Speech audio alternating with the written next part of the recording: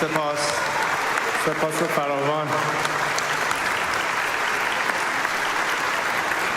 قبل از اینکه صحبتم رو آغاز بکنم همیهنان عزیز، دلیلی که من 45 سال هست این کار رو آغاز کردم تنها با یک هدف بود: بازگشت به حاکمیت مردم و حق تعیین سرنوشت ملت ایران برای یک دموکراسی آینده از طریق انتخابات آزاد و صندوق رای.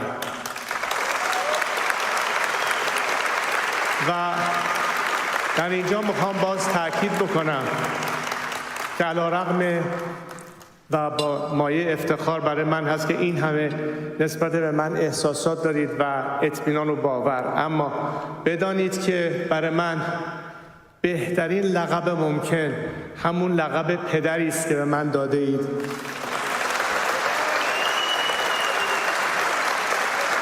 و برای پدر بودن نیازی به هیچ مقامی ندارم.